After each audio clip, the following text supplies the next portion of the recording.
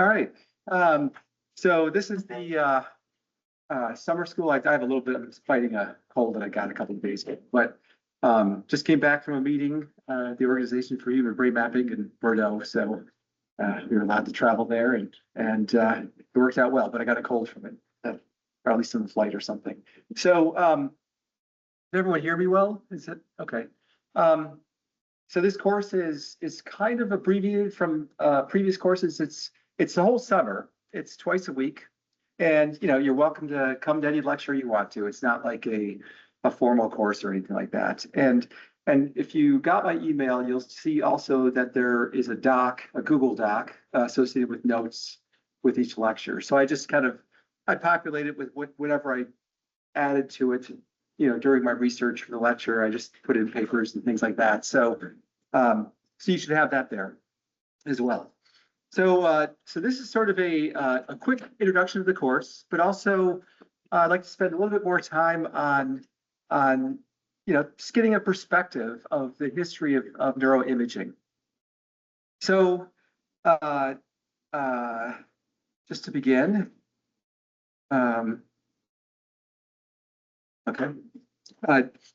So this lecture, as I mentioned, is 18 lectures long, or this course is 18 lectures long, and it will cover everything from the basics of fMRI, MRI, some more advanced topics in fMRI like multi-echo fMRI, real-time fMRI with neurofeedback, resting state fMRI, which is a lot of fMRI connectivity mapping, different ways of processing the data, different ways of making sure the data are high quality, use of peripheral measures with fMRI, and then combining psychophysical or physiologic measures, and also different sort of more advanced topics still, looking at deep sampling, like averaging like crazy with fMRI, simultaneous EEG, physiology in the time series signal, and then high field strength and layer and column fMRI.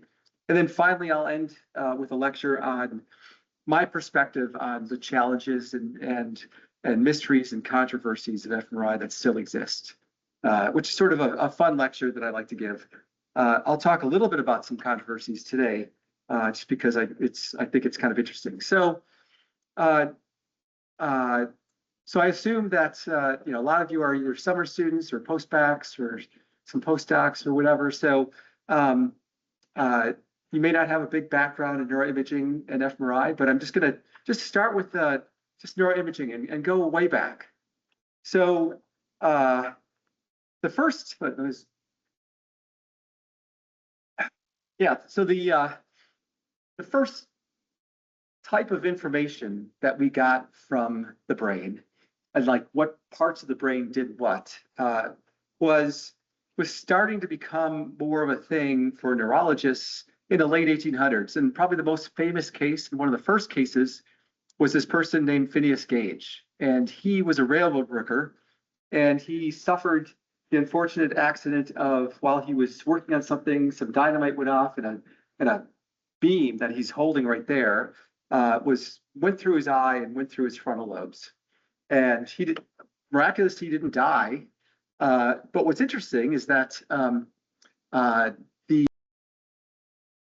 he seemed generally okay, except his whole personality changed. So, and this is according to the people that saw him, he became fitful, irreverent, impulsive, and prone to the grossest profanity, with little respect for social norms, in contrast to his earlier reputation as a responsible, reliable foreman. So that was the first hint. It's not brain imaging, but if you damage a part of the brain, the first hint that frontal lobe is related to aspects of your personality and your judgment.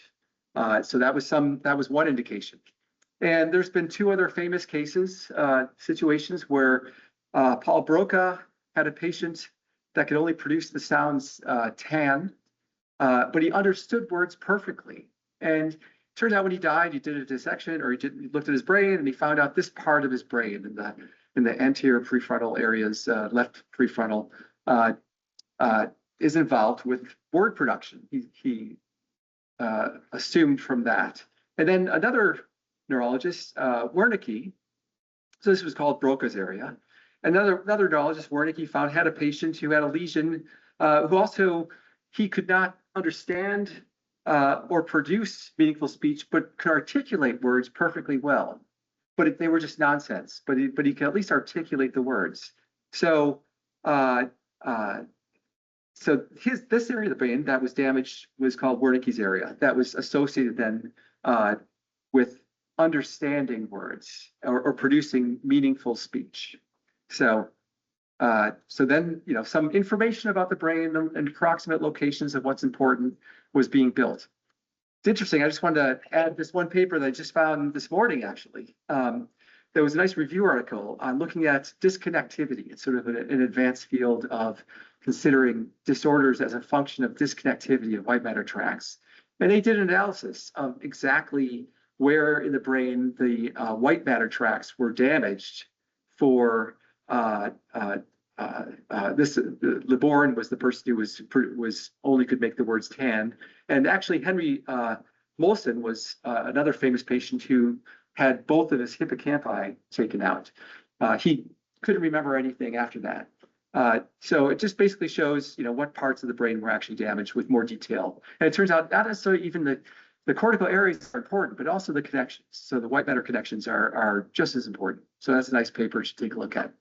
All right, the first official fMRI, or not fMRI, first official experiment that still wasn't quite neuroimaging, but it sort of was leading in that direction, was this work by Angelo Masso in the 1880s. He had this very delicate balance, and he lied a subject on the balance, and he had them do either nothing versus intense mental operations, and the balance supposedly would tip towards the head, and he inferred from that the brain sort of filled up with more blood as it was working harder.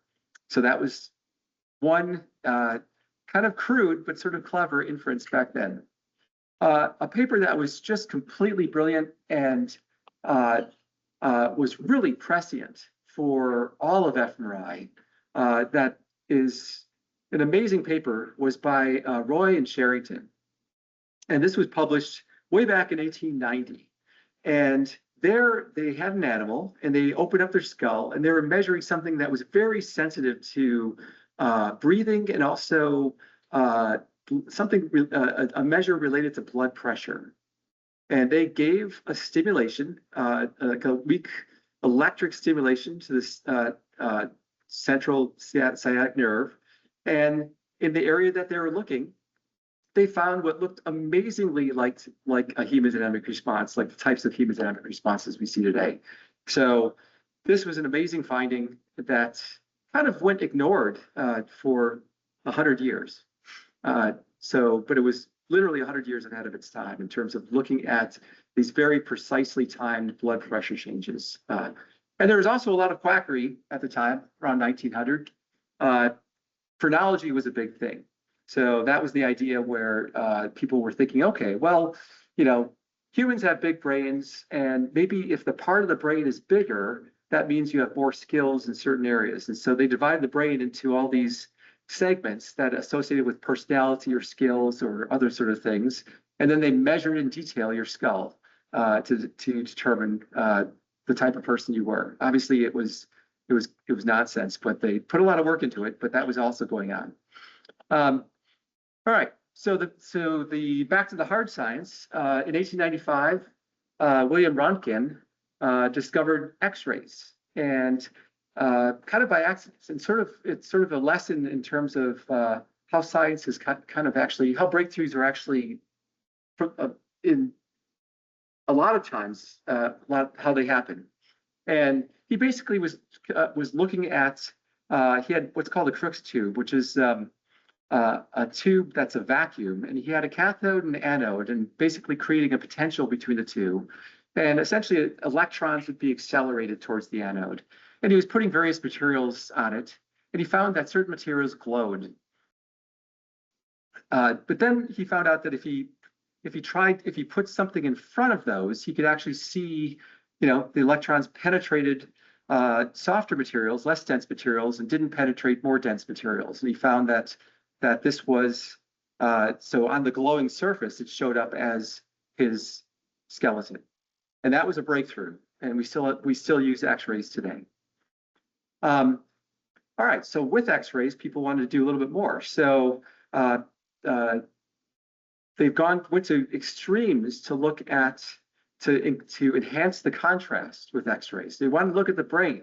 So they thought, okay, the CSF is getting in the way of looking at actually the brain to get at the brain contrast. So people back then sometimes had all the CSF drained from their brain so that they could just make a good image of the brain surface. That was pretty extreme. But the first angiogram also was created using X-ray. And this person, Antonio Egas Moniz, 1927, he was trying to come up with the right contrast agent that was dense enough to go in the vessels that blocked X-rays. And he first used strontium and lithium bromide, and he ended up killing a person trying that. So that didn't work. So he finally switched to 25% sodium iodide. And even today, we use iodine-based radiopaque contrast agents. So luckily, he switched that out. They didn't quite have, I guess, IRBs back then. You could just do whatever, apparently. So 1924, Hans Berger created the first electroencephalogram. He first measured alpha and beta waves. This was the setup. He basically had a few electrodes on the scalp, and he was able to detect these ongoing waves. So that was kind of useful, very noisy, of course, but useful. And then, okay, so then now we're going along, jump ahead to the 1950s. Some of the conceptual foundations for PET and SPECT were created in terms of trying to work out the math for doing tomographic reconstruction of, instead of just going through a certain, two-dimensional plane, the math was being worked out for having projection reconstruction, or with PET, sort of coincidence detection and then projection reconstruction. So that was being done. And then, so finally in 1960, William Oldendorf patented an electronically based device that could capture slices continuously through a solid object. So this is called computed tomography, CT. And this is still used today for a lot of purposes. Hounsfield actually in 1971 finally implemented the first CT scanner. So that was in the early 70s, late 60s, early 70s. And now we're on to the function. So I remember actually when I was in grade school, I saw the Scientific American article, and it was kind of, actually, it was very exciting for me. I mean, I was about 6th grade or 7th grade, but I remember seeing this and I got excited because this was one of the first functional brain images of a human taken sort of non-invasively. It was using CT, but with inhaled xenon-133. So actually, it wasn't CT. It was a scintillation counter that was basically, it wasn't CT. This was with a scintillation counter that was placed up to the side of the head that would basically count the radioactivity counts as it deposited in the brain. And it basically, they did the first types of experiments of reading, listening to words. What were the other ones? This is speaking. This is listening to words. This is, or actually speaking and then reading silently.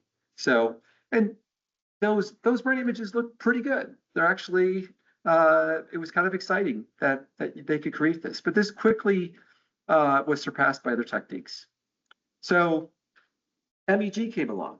So David Cohen, 1950s, created the first MEG, magnetoencephalography device. Basically, initially, and so the concept of MEG is that you detect very, very weak magnetic fields on the surface of the skull that are produced by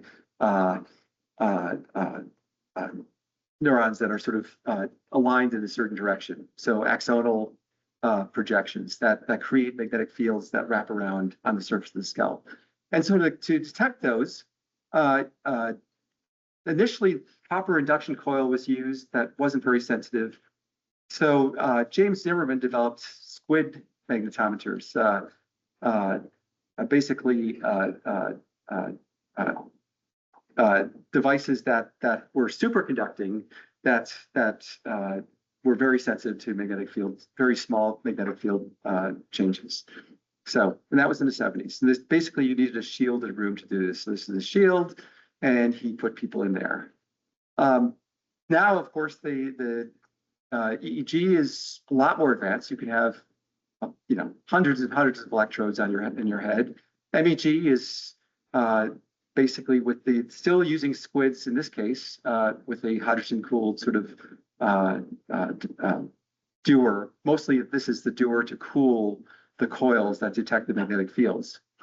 Turns out that in 2006 and finally in 2010, it was demonstrated. We have optically pumped magnetometers, OPM, MEG. And we have an OPM right here at the NIH right now. We have both a squid and an OPM. And the idea there is kind of interesting. It's actually, OPMs basically it's a laser that optically pumps alkali vapor, and it's such that the spins are aligned and they're polarized. And so if they experience a magnetic field, their polarization shifts a little bit. So their polarization, so it's pumped to be aligned, and then its polarization shifts when it detects a magnetic field. And as with MR, as we'll get into maybe in future lectures, the polarized spins persist at the Larmor frequency. And if these fields change slightly, then the precession frequency changes and the polarization shifts. And that's how it's detected by a subtle shift in the polarization of the light that passes through. So, and they're really nice because you can put them right up against the head, and they're very useful. So this is the concept I just explained. This is a standard squid device. The devices are a little bit further from the head, but that makes a huge difference in sensitivity. And here they're right up against the skull, and the sensitivity is much higher. And you can theoretically, walk around in this device. So it's sort of a big jump in MEG, and they're cheaper as well. All right. So now we're going to MRI. In the 50s, there was MRI was sort of something that was squarely in the domain of materials science and even used in oceanography to measure currents. But in samples, actually, Edwin Hahn discovered and explained a spin echo. So that was essentially where you give an RF pulse, and if you give an RF pulse to spins in a magnetic field that are processing at a certain frequency, they'll become just naturally dephased because the field homogeneities sort of cause them to dephase, and so the signal runs out. And this is what physicists were up against, sort of this signal decay, pretty rapid. And then what would happen is that, so what Hahn discovered is that if you gave a 180-degree pulse, you basically switched the precession of the spins, made them exactly opposite of what they were, and so they came back into focus. And that was called the Hahn spin echo. And that was very useful for measuring, increasing the timing, the time at which you can make measurements with MRI. But it was also, you could do a lot of things with that extra time to sort of make use of that signal. And what you did with the extra time, one of the things you could do is make images. So in 1973, so it took about 50 years or 20 years from the 50s to the early 70s for Paul Lauterbur and Peter Mansfield. So they were doing very different things. Paul Lauterbur developed a technique for spatial encoding called zoomatography.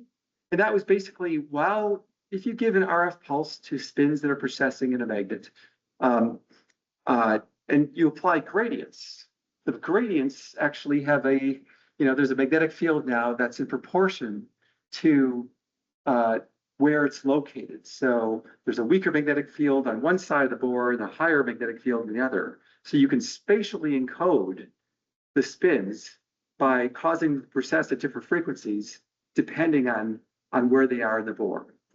So he also there's ways, and we'll get into that, I think, a little bit with talking about the basics of MRI. But he actually invented slice selection.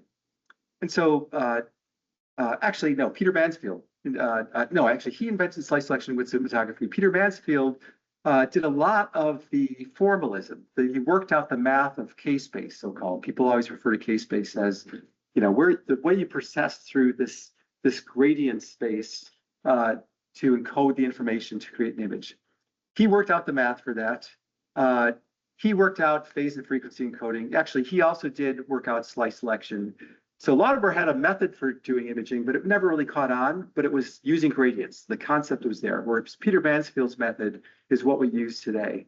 And Peter Mansfield was pretty much ahead of his time. He came up with the idea of what's called echoplanar imaging that we use for fMRI today.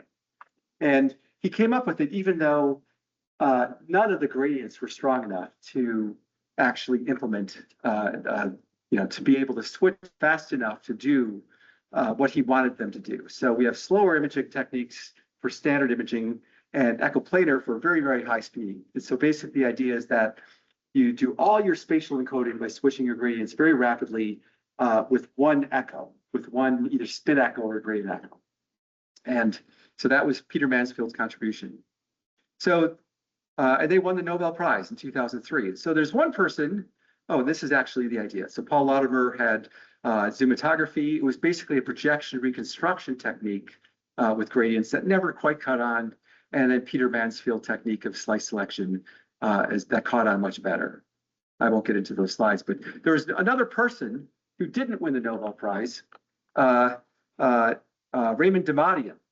And he actually did a lot of good work, but he was a little bit outside the field, and he actually he had the same idea. He created an MR scanner, and it was mostly, he didn't really hit upon the idea of using gradients, magnetic field gradients, to encode the location. He actually had what was called point process MRI, where he basically collected a data point, moved the subject, collect another data point, move the subject, collect another data point, and so on. So, and he laboriously made his images that way. So it was much less efficient.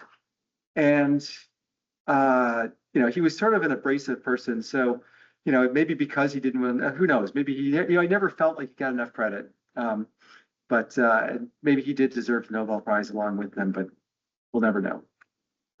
This is the sensitive point method that he created MRI with. So okay, now comes along positron emission tomography.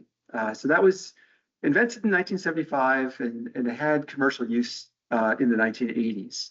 And so you should notice also, I'm not really going into the details of the technique. I'm just giving like an overview of the methods as they came along for the most part.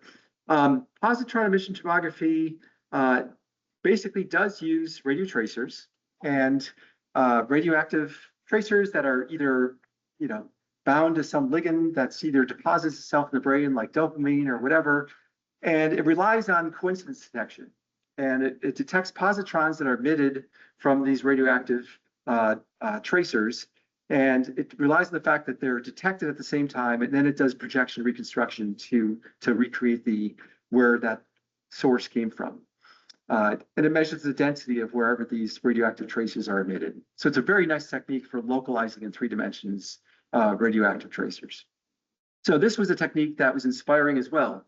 Came out in 1988, I think was the first paper in Nature with Steve Peterson from WashU and the whole group there, Mark Rakel, Peter Fox. And, they had these first iconic images of hearing words, seeing words. I think they wanted to copy what was produced in Scientific American by Martin Ingvar with Xenon CT. And their images are better and they're in 3 dimensions. But this takes a long time for the images for the tracer to accumulate, and of course it's invasive because it's radioactive, and the machines are very expensive. So this actually is a nice timeline. I'm not going to go over the entire timeline, but so essentially 1975, the PET scanner was invented. A lot of really good work on looking at either metabolism or blood flow with various tracers was developed from the 70s to the 80s. Reichl had a famous paper looking at oxygen consumption and blood volume in 1988. And finally, there's now PET-CT hybrids and there's PET-MR hybrids as well for looking at the human brain. So, right. So another technique that sort of came along about the same time as fMRI is near-infrared spectroscopy. And even though conceptually it was sort of developed in the late 70s, finally about 1985, there were clinical studies on newborns. 1989, the first commercial use of near-infrared. And so the basic idea, and then also 1991 and 92, the first studies were carried out by Britton Chance, Arnold Willinger, and a few other people using single-channel instruments. And near-infrared actually measures the reflectance of light. So you have these probes that could be on the brain or anywhere in the body that has a source of infrared light, and it looks at the reflectance. It measures that with the receiver. So it doesn't penetrate too deeply. And the idea is that blood has a certain reflectance. And if it's oxygenated, its reflectance changes. So you can measure the amount of blood or the reflectance of the blood, depending, looking at the spectrum here. And just to go into a little bit more detail here on the mechanism, because it does relate to fMRI a lot. So here's basically looking at the wavelength of light that's reflected, and this is the difference in oxygenation. So, and this is the absorption, this is the reflectance, or actually the absorption of the light. So you can see when blood is 100% oxygen, it's not very absorbed, and then finally, when it's 0% oxygen, it highly absorbs light. So on this end of the spectrum, blood is extremely sensitive, or the absorption is extremely sensitive to blood oxidation. And then right here, which is called the isosbestic point, which is about 800 nanometers, there is no change. So it's only, this change means there's a change in blood volume. So when that point changes, and then it flips. Actually, it turns out that the relationship between absorption and reflectance changes. It flips to the opposite side above 800 nanometers. So there's been some basic studies of looking at, with either breathing 20% air versus 10%, you see a shift. And this is actually looking at a evoked response with brain activation.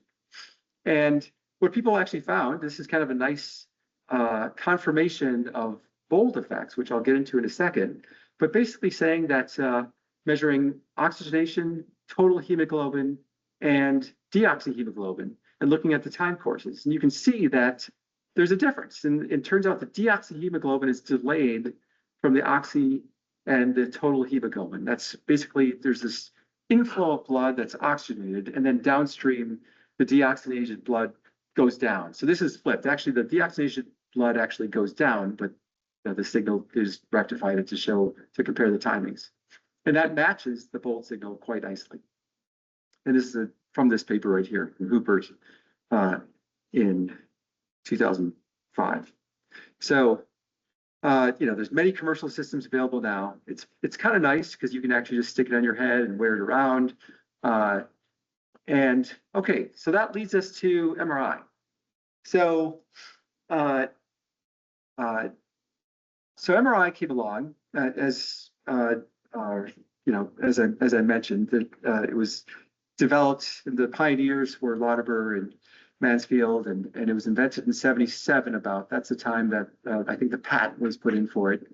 It was clinically introduced about 1984, about the same time as the Apple computer, and it quickly caught on. There were scanners all over the world almost immediately because it was so useful for looking at soft tissue and lesions and tumors and stroke in the brain and hemorrhages.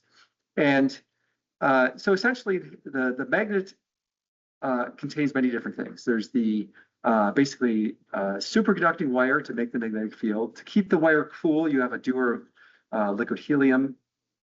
And then inside is the gradient coils that spatially encode the images. And then you have a radio frequency coil. So when the spins are inside the magnet at either 1.5 or 3 Tesla, they're processing, or the water spins are processing at a frequency that's approximately, well, in this case, at 3 Tesla, it's 127 megahertz, which is like a radio frequency. And so that's why you need radio frequency coils. So these coils give energy to the system, and then they receive these echoes, these Hahn spin echoes or other types of echoes, back from the system while the spins are being encoded in space. And so that's what the radio frequency coil is for. It gives the energy to the system and receives it back.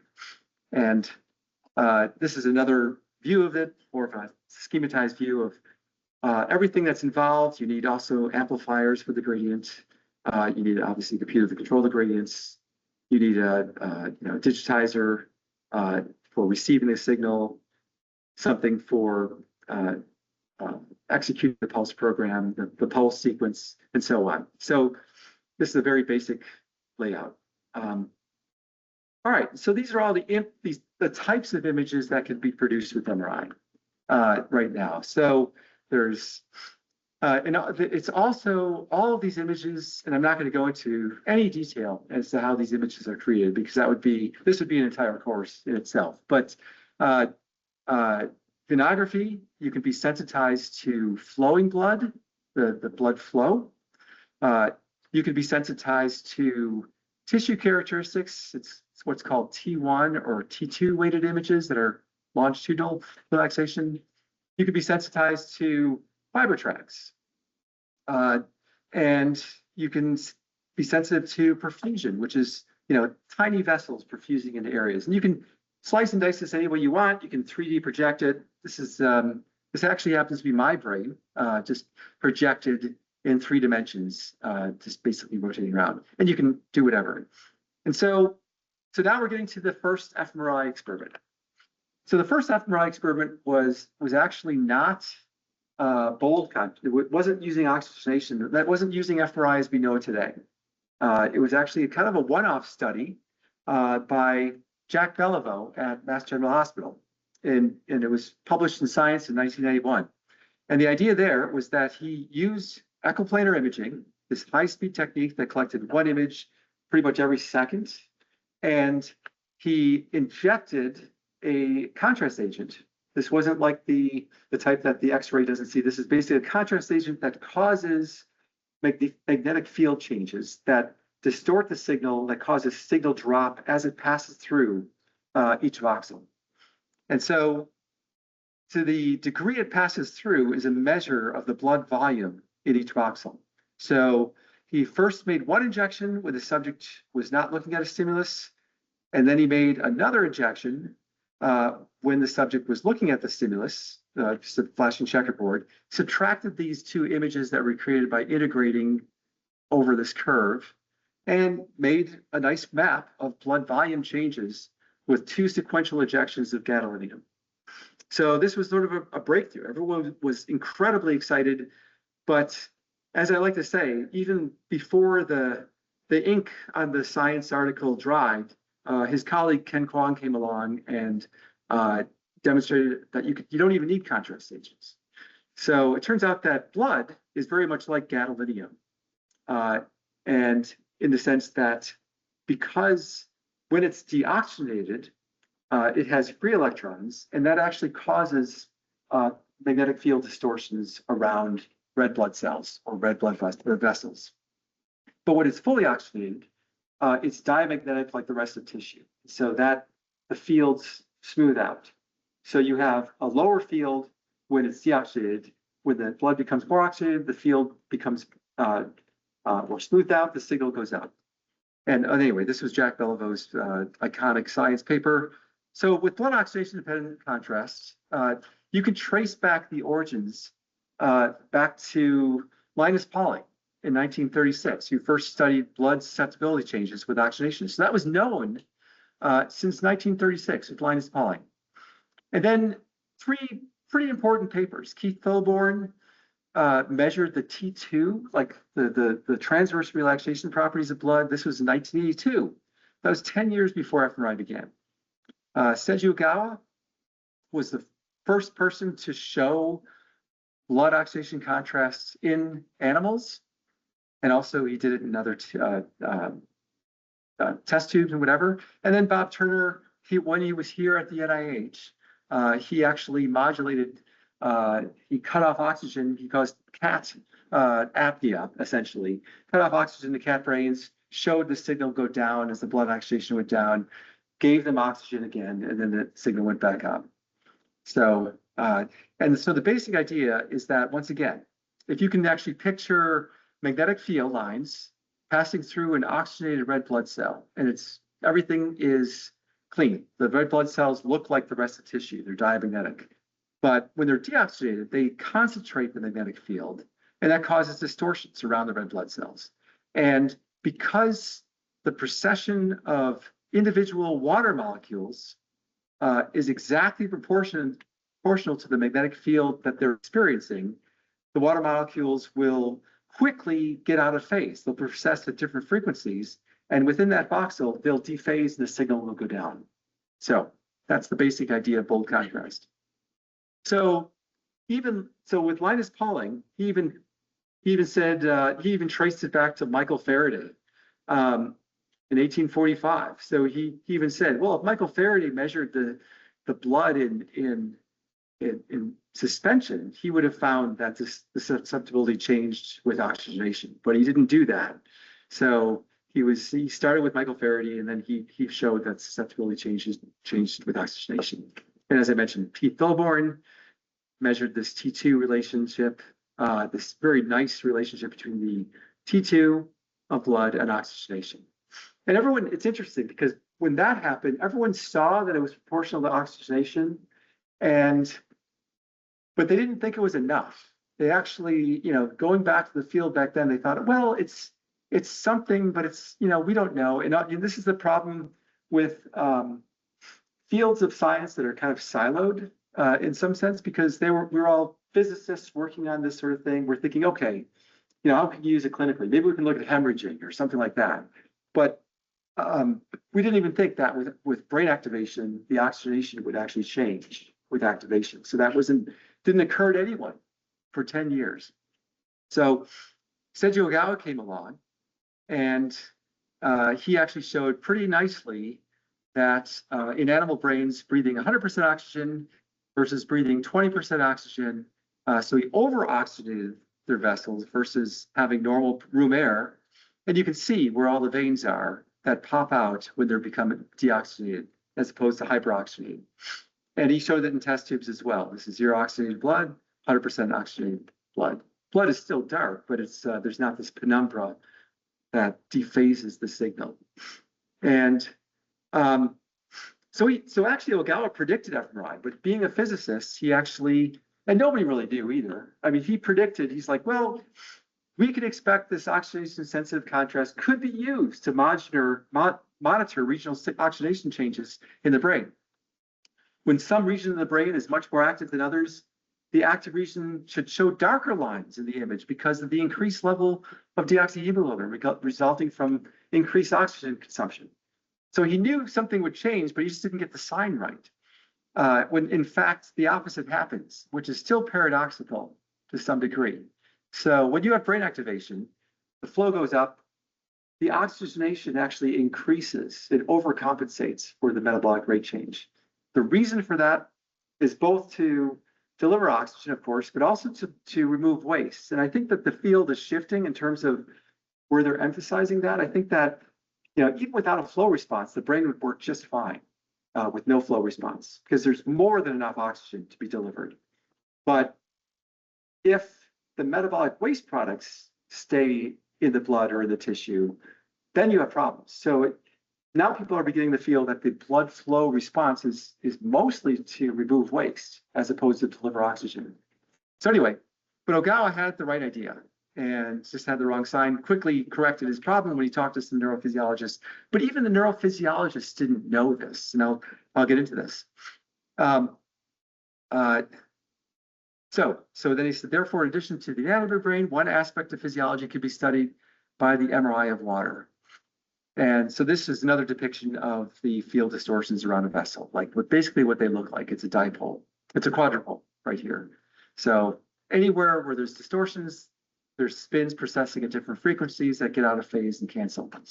So Bob Turner, as I mentioned, did his cat study and showed pretty dramatically that when you cut off the oxygen from the cat brain, the signal goes down rapidly.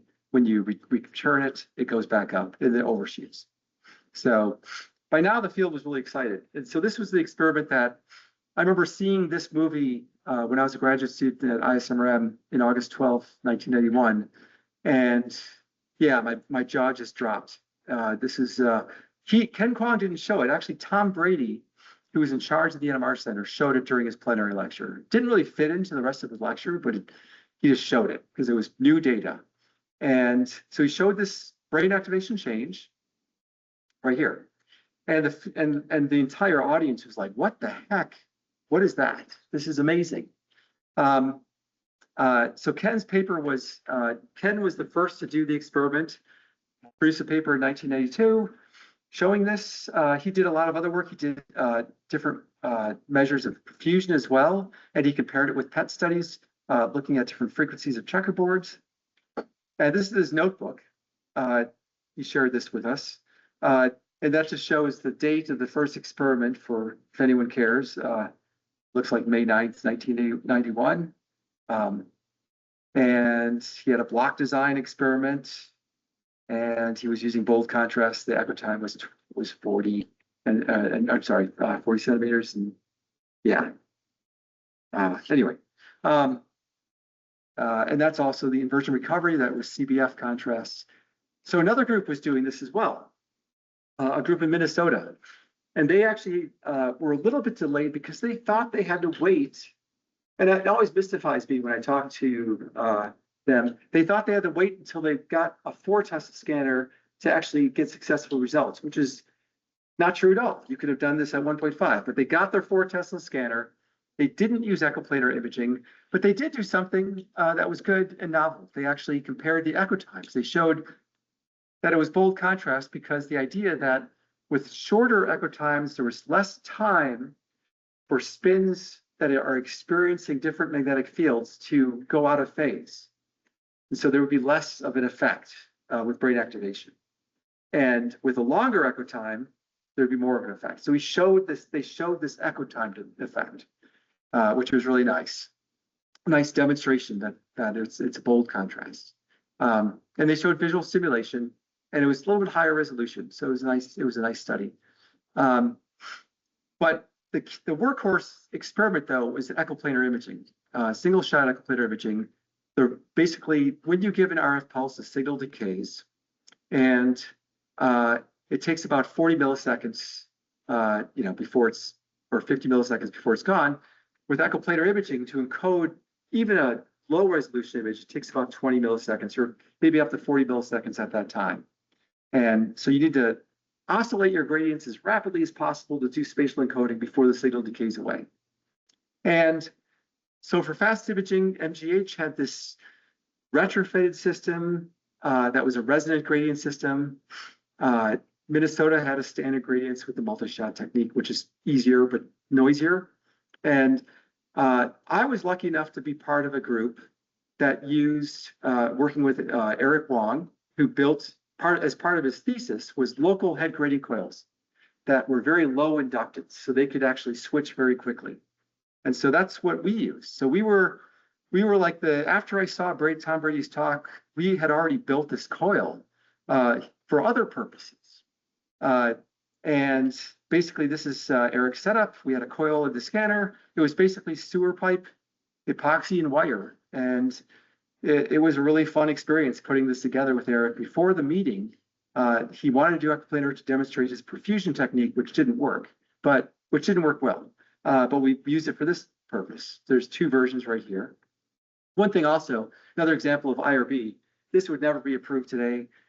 this coil, just putting it in the scanner. And because if it shorted out, it would like torque, and that would be very dangerous. And so things that we did back then were, it was great that we were allowed to do it, but we were lucky, one, that no one got hurt, and two, that that everything worked out fine, and it was fine. Eric knew what he was doing. I didn't really know what I was doing. Eric actually knew what he was doing. And he basically designed this coil using a technique called conjugate gradient descent that optimized for the field. And this is what it looks like. We basically took over the machine shop and built this coil. And this is us just sort of building it in the middle of the night. We used the lathe to sort of build grooves. This is the Z-axis. And then on top of that, we put the X and Y-axis. With more epoxy, we traced the patterns in. And then we used a Dremel tool to groove in the grooves of the wires. And then pounded it in, pounded the wires in with a hammer, and repeated this until we had X, Y, and Z coils. And we also had to build RF coils from scratch too. Basically several different types of RF coils. And our first experiment was we'd only collect one slice at a time. We had 2.5 centimeter width, which was extremely large, extremely thick.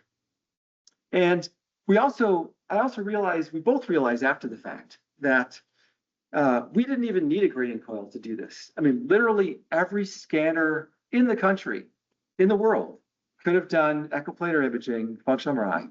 They just had to go to a little bit lower resolution, 5 by 5 by 5 millimeters, which is considered crazy big today, but it was still better than PET scanning back then. And that was quite easy to do with our wimpy 100 amp gradient amplifiers back then. So every place could have done it. They could have done echoplanar imaging, they could have done fMRI and produced great results. But we felt we had to build a gradient coil. We got a little bit higher resolution, and we did it. And these were our results. We actually, so we were the third group to actually produce results, and we got them published. So that was my notebook. Our first study was in September of 1991. So here's what it looks like.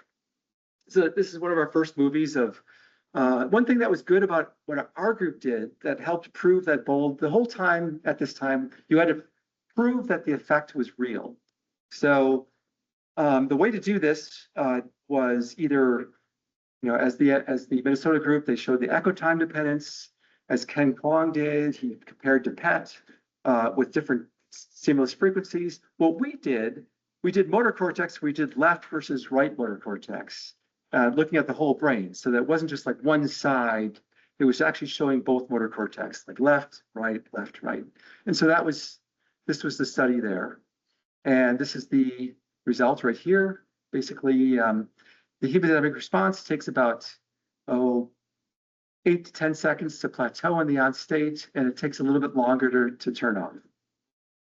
And so the first thing that we thought when we did this, because remember, the whole time I was based on Ogawa's paper and based on not reading the literature that much about physiology, I thought, well, I was looking for a signal to go down. In fact, in my notebook, I had a question mark and an exclamation point because the signal kept on going up with activation. I was expecting it to go down, but it went up. And so I dug in the literature and I found two really good papers that actually explained why the signal should go up, that were there in the literature since 1986, at least for Peter Fox.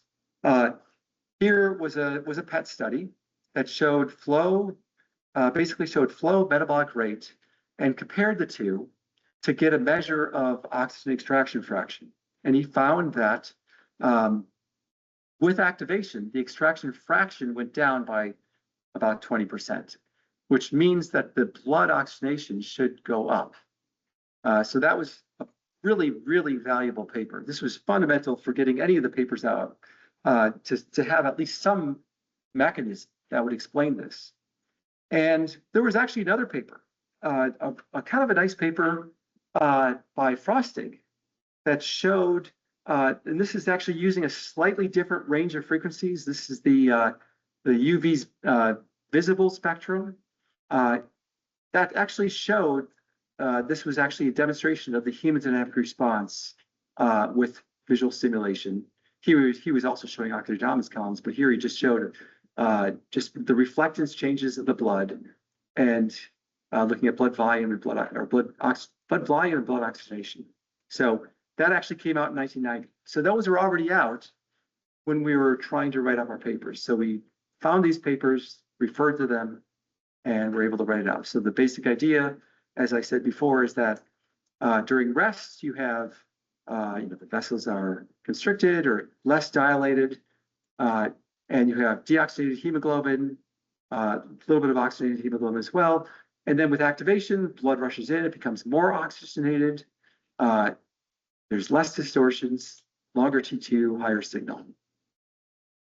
And this is the whole mechanism right here. And I'm not going to go into too much depth. Basically, activation causes an increased arterial blood flow and volume, where the oxygen delivery exceeds the metabolic need. This increases the capillary and venous oxygenation. It decreases the amount of deoxyhemoglobin. So what we care about is the deoxyhemoglobin. That's the contrast agent. So if we have less of that, you have a higher signal. The oxyhemoglobin, if we have more or less of that, it doesn't make a difference because that's sort of invisible. That's looks like the rest of tissue. But the deoxyhemoglobin is the contrast agent. And if you increase or decrease that, that's what matters. So then you have a decrease in susceptibility related to dephasing, an increase in what's called T2 or T2 star, and then the signal goes up when you have sequences that are weighted towards that. So there was a coupling controversy, actually, even after the results were produced and even after the papers were published. There was this big, it's kind of a fun paper to read by Peter Fox back in 2012 in Neuroimaging. There was a special issue on 20 years of fMRI. And Sokolov actually was a person here at the NIH. And I remember coming here when I was even first, applying for my job, or maybe when I first arrived or something. And he got up and challenged me on why I think that fMRI is meaningful or something like that. He basically said, how do you know that that's just not, vessel squeezing or some other thing? Why is it oxidation increase? And so the idea here is this, and he had a really well-considered point, is that he did PET and metabolic rate changes, and he actually thought that the flow was in response to metabolic rate, and that it should be tightly coupled. The amount of flow should be exactly match the metabolic rate. So you shouldn't really see any oxidation change. It just should match it perfectly. And that makes sense. I mean, there's no reason to think that shouldn't be that case. And so what Fox argued with his PET paper that he produced in '86, and with further evidence from fMRI, that there was this decoupling, that the flow was overshooting the need for oxygen to increase the metabolic rate. Metabolic rate only goes up a little bit. So, and it's ironic because in some sense, Sokolov might end up being right in this regard. I mean, he's not right in that fMRI is meaningless. He might be right in terms, as I mentioned before, of the reason for flow to go up. It's not just to match, if it were just to match the metabolic need, it might just not go up that much and the oxygenation wouldn't go up that much. But if it's to remove waste, then you might need an overshoot to normalize the pH and to get rid of CO2. So anyway, so we might end up being right. So in 1992, there were 5 bold papers produced. What time is it? Let's see here. Okay, I'm just about done. 5 papers produced. As I mentioned, each had their own unique characteristics. And I only have like 3 slides left, or 3 or 4, I think.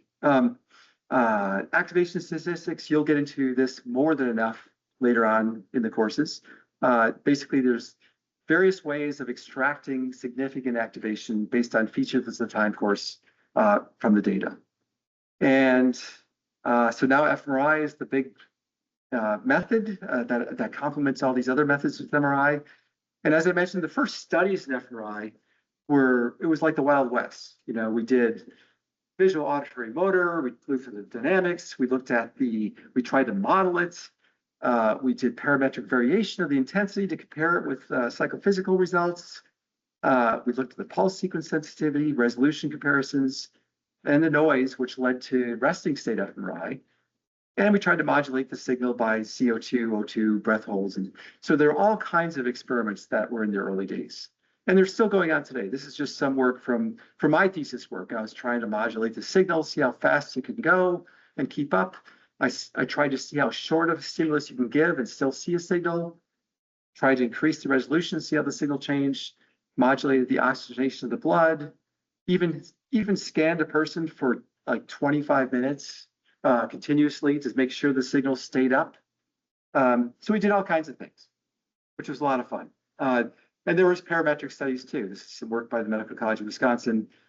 Steve Rayo was doing motor cortex tapping at different rates, which looks like a very, very straight line. It looks like he actually just made up this data, but it's not, I think, even though there's no error bars, but oh well, it's okay. That's how things were back then. It's like,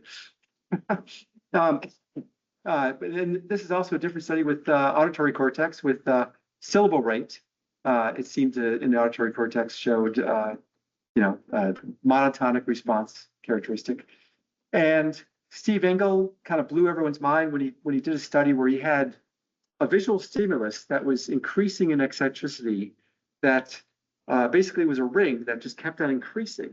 And so he was able to create bold ripples in the visual cortex. And these ripples were very much, it was basically what was active when the ring kept on expanding. And the size of the ripples gave a measure of the accuracy of the bold response.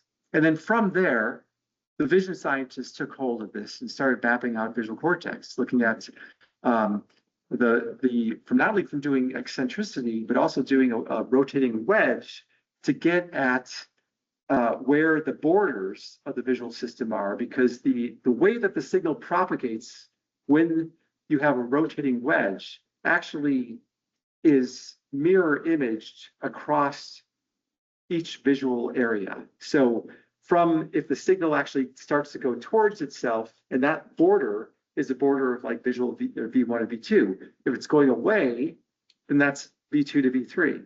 So you can actually measure the visual borders by the way the signal is propagating as you're rotating this wedge. So they were very clever. They made nice maps of V1, V2, and V3, and so on. And so, the brain is really complex. And the ongoing question now is, how useful is BOLD? How useful is fMRI to look at, to understand the brain? And, it has many functions. This is the temporal and spatial resolution. And so this diagram, I think, is one of my last ones, basically showing that fMRI can pretty much cover everything from 1 millimeter, everything from circuits to the whole brain, which circuits means like down to layers and columns, which gives you information about how the brain is organized. It may not give you, fundamental information about, how individual neurons communicate, but as far as we know, the smallest clusters of neurons are either layers or columns. So that might be good enough in terms of understanding mechanisms of how the brain processes information. In terms of time, it's extremely useful. Certainly most neural activity at the very low level occurs very rapidly, so we can't get at that. But most neural activity relevant to human behavior, most human behavior is, over the time course of seconds to days, which fMRI covers just fine. We process information over seconds. Our cognitive process, our memory, neurotransmitters, hormones, learning and plasticity is all timescales that fMRI can capture perfectly. So, and there's several pillars. I'll talk about this next lecture, basic aspects of fMRI. I'll get into more detail. And given the shortness of time, I'm not going to go into it. And actually, this is the last one. Basically, a time course of, or a timeline of all the major achievements or things that went on in fMRI. And there were a lot of controversies, as you can see. There's about 10 or 15 of these. And a lot of advancements. The field was busy all the way up till, now. So I might get into that a little bit, but I'm not going to talk about it obviously now. So with that, I'd just like to end it. So, and also these slides can be, if you want them, just ask me. I'll make them available, I don't know, on the Google Slides or something like that. So, all right, thanks.